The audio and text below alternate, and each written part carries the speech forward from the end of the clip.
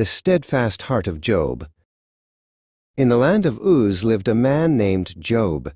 He was the most righteous and wealthy man in all the East. He had countless sheep, herds of camels, and a large, loving family. His heart was pure, and his actions were good. Job lived happily with his wife, Tirzah, and their 7 sons and 3 daughters. Every day Job would pray, offering thanks and asking for protection over his children, whom he loved deeply. But one terrible day, messengers came with awful news. Disaster struck like thunder. Raiders stole his animals. Fire fell from the sky, and a great wind destroyed his children's house. Everything was gone. Job tore his cloak and shaved his head in grief. But through the tears he spoke these words: "Naked I came from my mother's womb, and naked I shall return. The Lord gave, and the Lord has taken away. Blessed be the name of the Lord." The tests continued. Job was struck with painful, terrible sores from the soles of his feet to the crown of his head. He was so afflicted that he went and sat on a pile of ashes outside the town. 3 of his closest friends, Eliphaz, Bildad, and Zophar, heard of his suffering.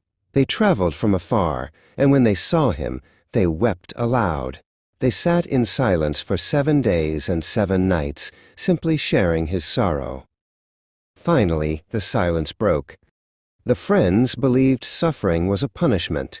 "Job," Eliphaz said, "if you are truly righteous, why would this happen? You must have sinned in secret." Job was heartbroken by their words. "I know I have done no wrong to deserve this." He cried, "I know that my Redeemer lives, and that in the end he will stand upon the earth. But why must I endure this trial?" From a great whirlwind a voice answered Job. God spoke of his power and the mysteries of the universe, asking Job, "Where were you when I laid the earth's foundation? Can you harness the stars?" Job listened and was humbled. He repented of his pride.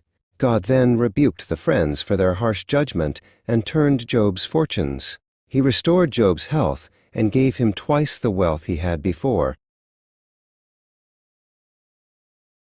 Job lived a full, long life, seeing 4 generations of his family before he died.